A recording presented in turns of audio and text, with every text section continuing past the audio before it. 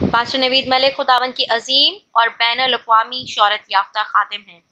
آپ کی اردو اور انگریزی میں کتب، عہد جدید کی تفسیر، یوٹیوب پر 1000 کے قریب پیغامات، کئی مشکل ترین سوالات کے جوابات اور بائبل مقدس کے مفت آن لائن کورسز کے لیے وزٹ کیجیے www.newlifeinstitute.org۔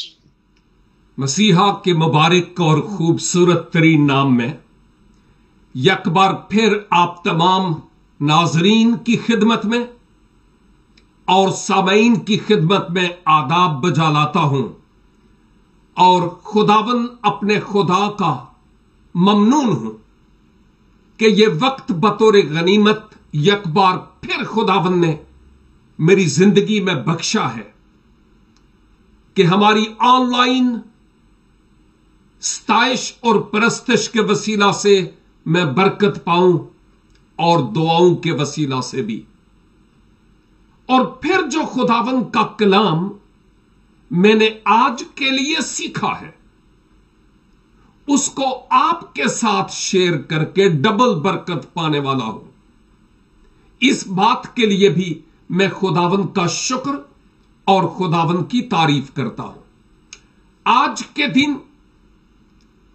ہم بائبل مقدس کی مختلف کتب کا مطالعہ کرتے ہیں، لیکن گزرے ہفتے سے میں نے دانیل نبی کی کتاب کا آغاز کیا۔ ابھی ہم پہلے باب میں انٹر نہیں ہوئے۔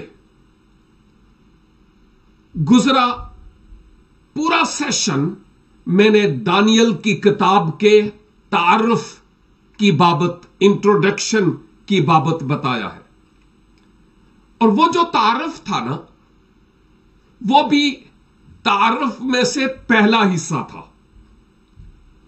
آج میں تھوڑا آگے بڑھتا ہوں اور مجھے یوں لگتا ہے کہ یہ کتاب اپنے آپ میں اتنی ضخیم اور گہری ہے کہ جب تک اس کے تعارف کو میں کھل کر بیان نہ کروں اس وقت تک میں ان آیات کو صحیح طور پر نہ تو سمجھ پاؤں گا اور نہ ہی آپ تک صحیح طور پر ان باتوں کو پہنچا پاؤں گا۔ اس لیے مجھے برداشت کیجئے کہ اگر میں اس تعارف میں تھوڑا وقت اور گزارتا ہوں تو آج اس تعارف کے دوسرے حصے پر غور کریں گے، جبکہ پہلے حصے پر ہم نے بات کی تھی کہ کیا وجہ ہے کہ بائبل مقدس کی دوسری جو 65 کتب ہیں ان کو چھوڑ کر ہم دانیل نبی کی کتاب کا مطالعہ کر رہے ہیں۔ اور میں نے کئی ایک وجوہ آپ کی خدمت میں بیان کی تھی، اور وہ وجوہات بھی آپ کو معلوم ہے۔ اور بائی دا وے، اگر کہیں آپ اس بائبل سٹڈی میں شریک نہیں ہو پائے تو میرا ایک یوٹیوب چینل ہے جس کا نام ہے ابدی بادشاہ۔ اس میں پوری مکاشفہ کی کتاب کی بھی اور پھر دانیل نبی کے صحیفے کی بھی تفسیر آپ کو ملتی رہے گی جو ہم آگے بڑھیں گے۔ اور فیس بک کو بھی سکرول کریں گے تو آپ کو وہاں بھی وہ جو انٹرو میں نے گزرے ہفتے دیا وہ آپ کو ملے گا۔ میں اس کو آج دہرانا نہیں چاہتا، اتنا کہوں گا کہ ہم اس لیے اس کتاب کا مطالعہ کر رہے ہیں کہ اس آخری دور کے ساتھ اس کتاب کا بڑا گہرا تعلق ہے۔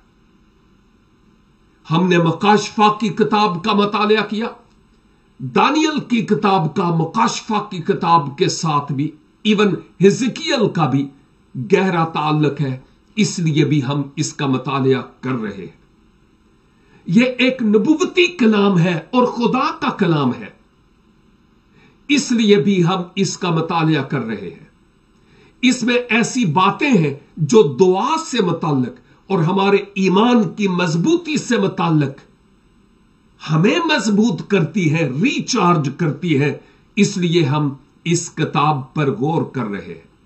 اور اس لیے بھی کہ منجی جہاں खुदावंद यीशु मसीह ने भी दानियल नबी की किताब का हवाला दिया। गुजरे हफ्ते हम मत्ती 24 बाब में उस आयत को देख भी रहे थे जहां मसीह ने हवाला दिया। लेकिन जब आज मैं थोड़ा आगे बढ़ता हूं तो मैं यह भी बताना चाहूंगा कि सिर्फ दानियल नबी नहीं बल्कि इब्रानियों के खत के मुसन्नफ ने भी, जो इंसानी मुसन्नफ था जो भी था, यह एक अलग बहस है, उसने भी दानियल के साथ जो वाकयात हुए हैं सरसरी तौर पर बयान किया है। आलम कहते हैं कि अगरचे इब्रानियों के मुसन्नफ ने दानियल का नाम तो नहीं लिया, लेकिन जहां इब्रानियों 11 बाब में अहद अतीक के बड़े बड़े ईमान के हीरोओं का जिक्र है कि किस कदर उनको मसीह, किस कदर उनको अपने ईमान की खातिर दुख उठाना पड़ा, उन दुखों का वहां पर बयान है। खुदा के लोगों, आज बाद में आप इब्रानियों 11 बाब खुदारा जरूर तिलावत करें। मैं यकीन से कहूंगा आप और ज्यादा मजबूत होते चले जाएंगे। और आप में से कई ऑलरेडी जानते हैं कि 11 बाब में क्या है, क्योंकि जब मैं खुदावंद के पाक कलाम में इब्रानियों 11 बाब और उसकी 33 आयत को देखता हूं तो यहां पर मुसन्नफ इशारतन दानियल और उसके साथियों का जिक्र करता है। गौर फरमाइएगा, यहां लिखा है, उन्होंने ईमान ही के सबब से सल्तनतों को मगलूब किया, रास्तबाजी के काम किए, वादा की हुई चीजों को हासिल किया, शेरों के मुंह बंद किए। क्या शेरों के मुंह बंद किए? कौन था? दानियल ही था। और आगे उसके साथ कनेक्टेड कड़ी से कड़ी मिल रही है, आग की तेजी को बुझाया। तो कौन थे ये?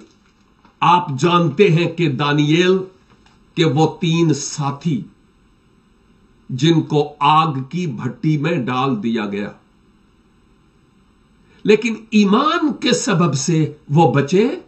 दानियल ईमान के सबब से जो खुदा पर था बचा। और मैं समझता हूं कि यहोवा खुदा आज भी वही है, बदला नहीं, ना ही बदलेगा। अगर बदला है तो इंसान बदला है। उस तरह का ईमान और उस तरह से खुदा के नाम पर जाने निसार करने वाले ईमानदार काश के फिर से पैदा हो, मैं यही कह सकता हूं। लेकिन अहम तरीन बात यह है कि यहां इब्रानियों का मुसन्नफ बुजुर्ग दानियल और दानियल के साथियों का जिक्र करता है। मसीह ने किया और फिर मसीह के लोगों ने किया। यह सिर्फ मुख्तसर सी बात में कर रहा था। सेकेंडली, जब हम दानियल की किताब का आगाज करेंगे तो उससे पहले हमें यह जानना भी जरूरी है कि इस किताब के 2 मेन हिस्सेस है। हिस्सेस लफ्ज हिस्सा का सीगा जमा है, हिस्सेस। इन 2 हिस्सेस में जो पहला हिस्सा है वो पहले 6 अबवाब पर मबनी है। इन 6 अबवाब में हम कुछ माजी की तारीख को देखते हैं, लेकिन जो बाब 2 है उसमें कुछ नबुवती बातें भी देखते हैं। पहले हिस्से में यानी 1 से 6 अबवाब में हम नबूकदनेस्सर का ख्वाब और वो शबी जो उसने देखी थी उससे मुताल्लिक देखते हैं, लेकिन दूसरे बाब में एक नबुवत भी है। और फिर मुकाशफा की किताब में एक हैवान का जिक्र है, उसका भी इस हिस्से में जिक्र है। फिर 7वें बाब से लेकर 12 बाब तक हम एक और बड़ी बात देखते हैं, और वो ये कि इस हिस्से में दानियेल के उन 70 हफ्तों का जिक्र है जो बड़ी गहरी स्टडी है। हम उस पर जाएंगे तो पता चलेगा, और इसका 9 बाब में जिक्र है। लिहाजा इन दो हिस्सों को याद रखिएगा। मेन ये कि पहले 6 अबवाब में तारीख है और बाकी 6 अबवाब में नबुव्वत है। और यूं दानियल अंबियाए अकबर में से, अंबियाए असगर और अंबियाए अकबर में से एक नबी कहलाते हैं। अगर दानियल नबी की इस पूरी किताब को हम कहें कि इसकी कीवर्ड्स या मरकजी आयत या कुलीदी आयत या सुनहली आयत कौन सी है पूरी दानियल की किताब में, तो फिर मैं आपकी तवज्जो दानियल 4 बाब की तरफ लिए चलूंगा। शायद आप में से कुछ कोई एक आध नोट्स लिख रहा हो, पॉसिबल है, और कई आईडी पर होते हुए भी शायद ना हो, लेकिन मुझे कोई परवाह नहीं है। लेकिन यह एक अहम तरीन बात है कि अगर आप में से बहुतेरे इस किताब का वाकई मुतालिया करना चाहते हैं, पेन, पेंसिल, नोटबुक, पेपर अपने साथ रखें ताकि आपके काम आए। ये बातें ये बहुत जरूरी है। खुदा के कलाम के साथ और खुदा के काम के साथ गफलत बरतना घाटे का सौदा है। हमारी अपनी बरकतें उठ जाती हैं अगर हम खुदा के काम में सुस्ती बरतें तो मेरे कहने का मतलब यह नहीं है कि सिर्फ नोट्स लेने से ही खुदा की वफादारी और फर्माबरदारी होती है, लेकिन यह सीखने में एक अहम तरीन अमल है। दानियल 4 बाब और उसकी 17 आयत मेरे सामने है। यह है मरकजी आयत और इसका तकरीबन 3 मर्तबा इसी आयत का दानियल की किताब में जिक्र हुआ है। 4 बाब और इसकी 17 आयत में यूं लिखा हुआ है, यह हुक्म निगहबानों के फैसला से है और यह अमर कुदसियों के कहने के मुताबिक है, ताकि सब जी हयात पहचान लें। क्या? आगे जरा गौर से सुनिएगा कि हक ताला आदमियों की ममलकत में हुक्मरानी करता है और जिसको चाहता है उसे देता है, बल्कि आदमियों में से अदना आदमी को उस पर कायम करता है। दाऊद की मिसाल देख लीजिए। तो मेन बात क्या है कि हक ताला आदमियों की ममलकत पर हुक्मरानी करता है। और फिर इसी 4 बाब की 25 आयत यहां पर लिखा है, काफी तवील आयत है, कि तुझे आदमियों में से हाँक कर निकाल देंगे और तू मैदान के हैवानों के साथ रहेगा और तू बैल की तरह घास खाएगा और आसमान की शबनम से तर होगा और तुझ पर 7 दौर गुजर जाएंगे। तब तुझको मालूम होगा क्या कि हक ताला इंसान की ममलकत में हुक्मरानी करता है और वो उसे जिसको चाहता है देता है। यह नबूकदनेस्सर की बात हो रही है कि खुदा ने किस तरह उसको पेस्त किया। ओके, और फिर 31 आयत भी हम देखेंगे जहां पर यूं लिखा हुआ है, आयत 31 32, और तुझे आदमियों से हाँक कर निकाल देंगे और तू मैदान के हैवानों के साथ रहेगा और बैल की तरह घास खाएगा और 7 दौर तुझ पर गुजरेंगे। तब तुझको मालूम होगा कि हक ताला आदमियों की ममलकत में हुकूमत करता है और उसे जिसको चाहता है देता है। और ये 25 आयत और ये जो 32 आयत है, ये एक ही बात को पेश कर रही है, और 17 आयत भी। और फिर 5 बाब की 21 आयत, यह चौथी मर्तबा है, 5 की 21 लिखा है, और बनी आदम के दरमियान से हाँक कर निकाल दिया गया और उसका दिल हैवानों का सा बना और गोरखरों के साथ रहने लगा और उसे बैलों की तरह घास खिलाते थे और उसका बदन आसमान की शबनम से तर हुआ जब तक उसने मालूम ना किया क्या कि हक ताला इंसान की ममलकत में हुक्मरानी करता है और जिसको चाहता है उस पर कायम रखता है। पहले की आयात में यह कहा गया कि वो ऐसा करेगा, उसके साथ ऐसा होगा, और इस आयत में लिखा है 5 की 21 में कि उसके साथ वैसा हुआ। नबूकदनेस्सर बादशाह की बात हो रही है। ये जो 5 आयात मैंने तिलावत की है, नंबर्स मुख्तलिफ हैं, लेकिन जो मेन मरकजी बात है वो एक ही है कि मालूम हो जाएगा कि हक ताला यहोवा पाक खुदा इंसान की मुमलकत पर हुक्मरानी करता है, बादशाहों का बादशाह है, कोई भी इतना जोर आवर नहीं जितना वो है।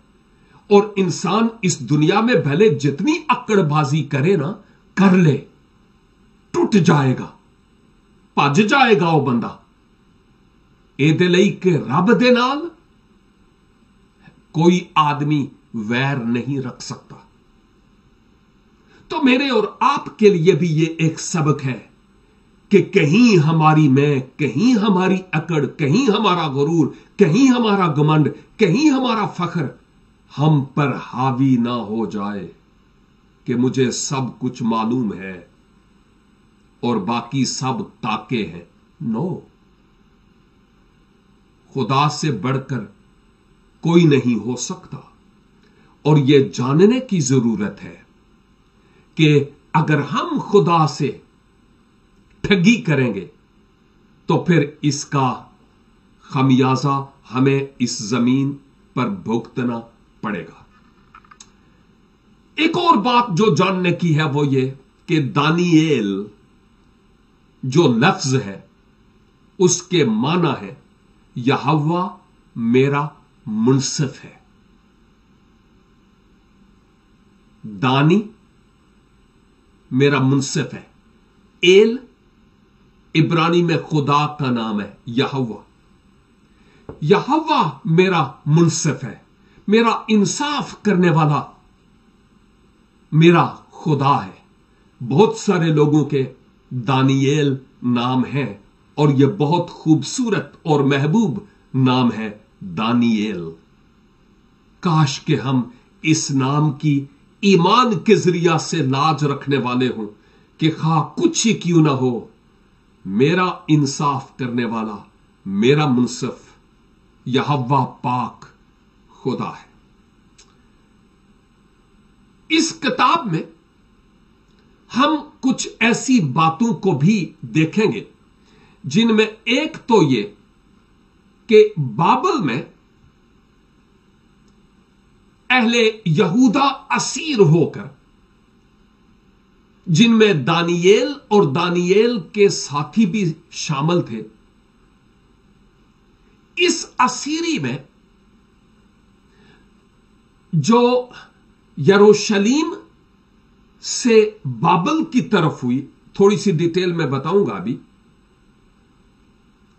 यह 70 साल तक मुहित रही है। और आलम कहते हैं कि जब दानियेल अपने साथियों के साथ असीर होकर बाबल गया, शायद 17-18 साल, 17-18 ईयर्स उसकी उम्र हुई होगी। और जब वो इस असीरी से 70 वर्ष असीरी में रहने के बाद जब वो वापस लौटता है तो वो इंतहाई बूढ़ा और बुजुर्ग शख्स था। और उस वक्त का रिकॉर्ड यह बताता है, जिस पर हम गौर कर रहे हैं, कि 70 सालों में दानियेल और दानियेल के साथियों ने एक अजनबी देश में, जहां बुत परस्ती होती थी, हर किस्म की चीजें खाना पीना जायज था, उस देश में, बाबल की बात कर रहा हूं, वहां पर इन्होंने किस तरह अपने आप पर कंट्रोल किया, परहेज किया, 70 साल तक अपने ईमान पर कायम रहे, यहां तक कि शेरों की मांद में, आग की भट्टियों में वो भी कई गुना ज्यादा करके फेंक दिया गया। इसके बावजूद उन्होंने उफ तक नहीं की। इससे बढ़कर हमें क्या सबक हासिल होगा? गुजरे हफ्ते मैंने कहा था ना कि हम जो मशरक से मगरब में आए हैं, हमें सोचना है कि बाइबल मुकद्दस की तालीम भी हमारे साथ है, या हम मगरब के रंग में रंगे जा रहे हैं। मुझे अपने आप की बाबत पूछना है। चाहे तो आप जो मगरब में हैं अपने आप से पूछ सकते हैं, लेकिन उससे भी पहले हमें इस बात को याद करना है कि इस असीरी से पेशतर शुरू में अगर जाया जाए कि किस तरह यूसुफ खुद एक लिहाज से असीर होकर मिस्र गया और बाद में यूसुफ का खानदान गया। बात मुख्तसर करते हुए यूं गोया 120 लोगों की तादाद थी जो वहां एंटर हुए, और उसके बाद वो कैसे बढ़े, 2 मिलियन, 4 मिलियन, 5 मिलियन, 6 मिलियन के करीब लोग, खुदा के लोग इब्रानी मिस्र में तादाद में हो गए। और इन 6 मिलियन लोगों में यह एक बड़ी बात हमें मिलती है कि मजालम के ढाए जाने के बावजूद ईमान पर साबित कदम रहते हुए हमें नजर आते हैं। अक्सरियत ईमान पर कायम रहती है। 400 साल तक मिस्र की गुलामी में रहे इब्रानी इसराइली 12 बार गुलामी में जाते रहे, लेकिन खैर आप जानते हैं कि इन 400 सालों के बाद खुदा ने उनकी आह को सुना और बुजुर्ग मूसा को मुकर्रर किया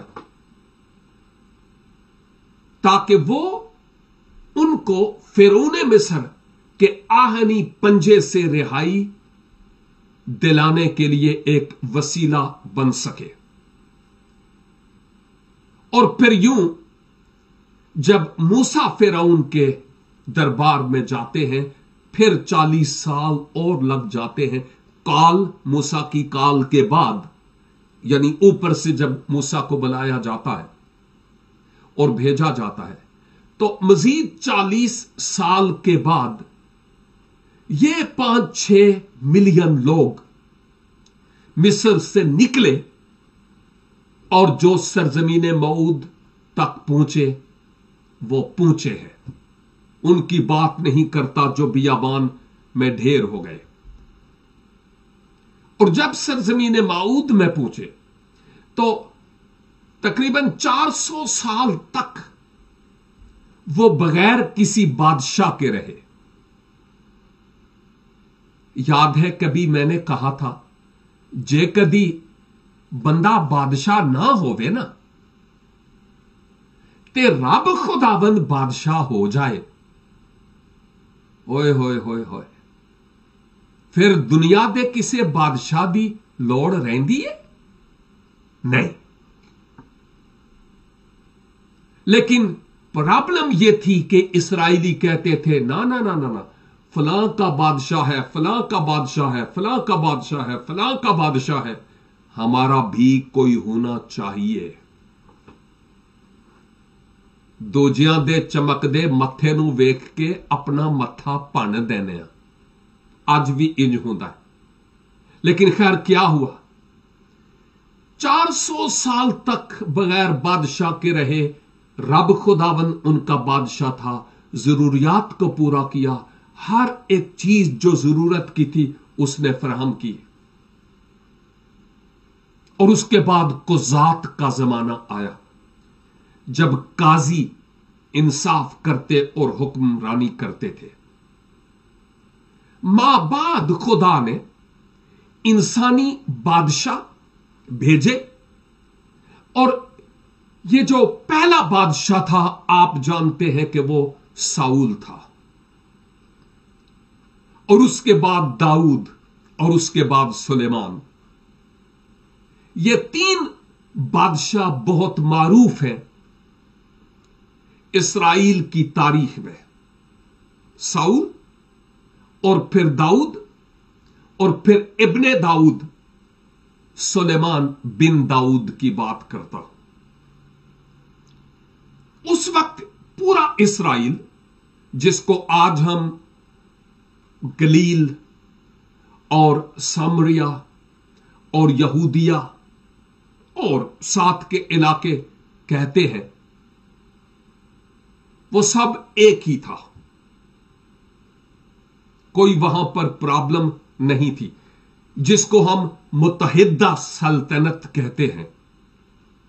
ایک ہی متحدہ سلطنت تھی سلیمان کے وقت. لیکن جب سلیمان کے بعد اس کے بیٹے حکمراں ہوئے, خانہ جنگی ہوئی, اور اس خانہ جنگی کے سبب سے ادوی لوکی اپنی بادشاہی چاہتے سن. تے اج بھی انسان اپنی بادشاہی قائم کرن دی کوشش کردا ہے, بھلے وہ مسیح میں ہے یا مسیح میں نہیں. سمجھ رہے ہیں آپ؟ اور پھر اس وقت ایسی خانہ جنگی شروع ہوئی جس کے سبب سے اسرائیل کی سلطنت 2 حصوں میں منقسم ہو گئی. تو ایک تو شمالی سلطنت بن گئی, نادرن کنگڈم, اور پھر ایک جنوبی سلطنت جس کو ہم یہودا کہتے ہیں. تو اسرائیل اور یہودا, اسرائیل اور یہودا. اب ہمیں یہ بات واضح ہو گئی ہے کہ جب ہم اسرائیل کی حکومت اور یہودا کی سلطنت اور اسرائیل کی مملکت کی بات کرتے ہیں تو یہ کب سے یہ بگاڑ پڑا اور کیوں پڑا اور کیسے پڑا, یہ باتیں اور کلیئر ہوتی چلی جا رہی ہوں گی. میری سمجھ میں بھی بہت ساری باتیں نئی تھیں اور ہیں, شاید آپ کے لیے بھی ایسا ہی ہو. اب جو شمالی سلطنت تھی وہ 209 سال تک رہی, 209 years. اسرائیل کی سلطنت کی بات کرتا ہوں. شمالی سلطنت، اور اس وقت تک یہ سلطنت رہی 209 سال تک، جب تک اسور نے آ کر اسرائیل کی سلطنت پر دھاوا نہیں بولا اور ان کو اسور اسیر کر کے لے نہیں گیا۔ اور اس کے بعد کیا ہوتا ہے؟ جنوبی سلطنت کی باری آتی ہے، اور 325 سال تک یہ جو جنوبی سلطنت تھی یہودا کی، یہ رہی جب تک کہ نبوکدنضر نے آ کر یروشلیم کی اینٹ سے اینٹ نہ بجا دی۔ اس وقت تک یہ وہاں پر قائم رہے، بعد میں یہ سب کچھ خرد برد ہو گیا۔ یہودا کی اسیری یہ پہلی بار نہیں تھی بذریعہ نبوکدنضر، اس سے پہلے بھی ایک بار اسیری ہوئی بابل کے ذریعہ سے، اس کے بعد دوسری اسیری ہوئی بابل کے ذریعہ سے، اور پھر تقریباً 25 برس کے بعد یہ ایک تیسری اسیری ہوئی جب یروشلیم کو فتح کر لیا گیا۔ اور نبوکدنضر نے یہاں پر یروشلیم پر اپنی حکمرانی قائم کرنے کی کوشش کی، لیکن تاریخ بتاتی ہے کہ اگرچہ وہ اسٹیبلشمنٹ کا کام یہاں پر کر تو رہا تھا، لیکن اس کو واپس جانا پڑا۔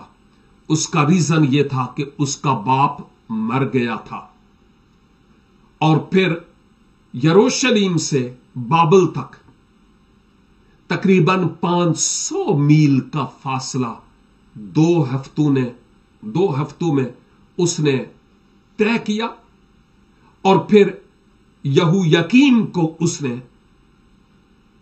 بادشاہ کے طور پر وہاں پر مقرر کیا۔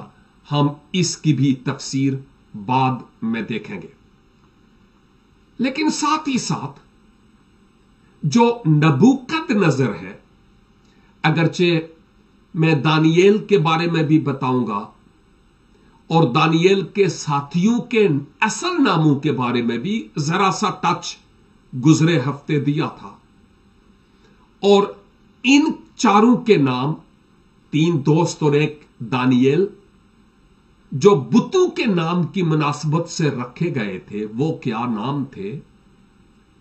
اور ابھی جب نبوکدنضر کی بات کرتے ہیں تو اصل میں یہ ایک بابلی دیوتا تھا، کیونکہ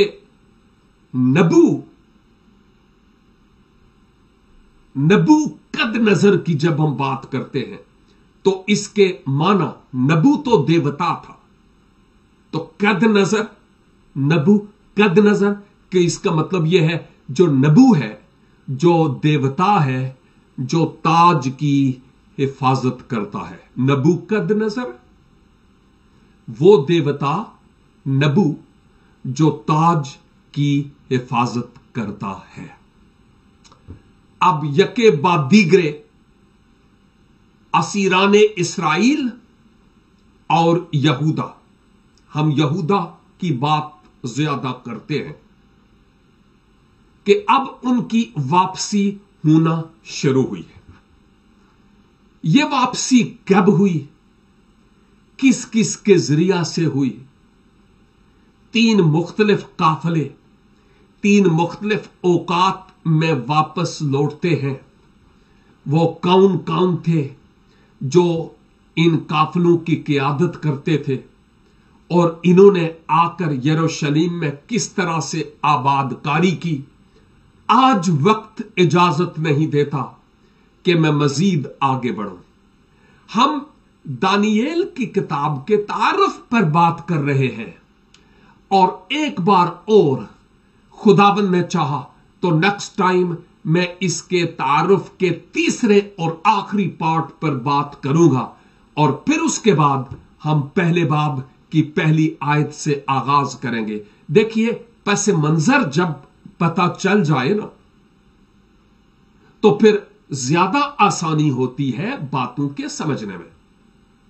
اگر مجھے کوئی سیل فون پہ میسج کرے اور کہے کہ میرا نام مائیکل ہے جی، ٹھیک ہے، آپ کا نام مائیکل ہوگا جی، لیکن یہ کافی نہیں ہے۔ مائیکل بھائی، آپ کو اپنے بارے میں بتانا چاہیے کہ میں کون ہوں، کہاں سے ہوں، کیا کرتا ہوں، اور کیا کے لیے میں آپ کو فون کر رہا ہوں۔ ہاں، دانییل کی کتاب کے جاننے کے لیے ضروری ہے کہ اس کے پس منظر میں کیا ہے اس کو جاننا، تاکہ ہم ایزیلی اس کے بعد کی باتوں کو سمجھنے والے ہو سکیں۔ اور میرے عزیز بھائیوں اور بہنوں، آئیں آج کے اس تعارفی سلسلے کے مطابق ہم اپنے خداوند خدا کے نام کو جلال دیں، بھلے پورب میں ہوں یا پچھم میں ہوں، مشرق میں ہوں یا مغرب میں ہوں، کمپرومائز اور سمجھوتا نہ کریں۔ خداوند خدا کی آنکھیں ساری دھرتی پر گھومتی ہیں، میری ذات کی بابت اور آپ کی ذات کی بابت سب کچھ دیکھتی ہیں، اور وہ عالم کل ہے۔ آئیں ہم اپنے آپ کو خداوند کے سپرد کریں، وہی بچانے والا ہے اور انسان کی مملکت پر حکمرانی کرتا ہے۔ ہم دعا کریں۔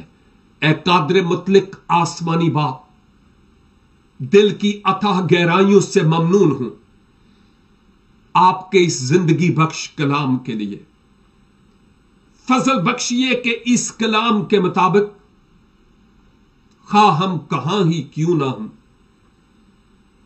اپنے ایمان پر قائم رہنے والے ہوں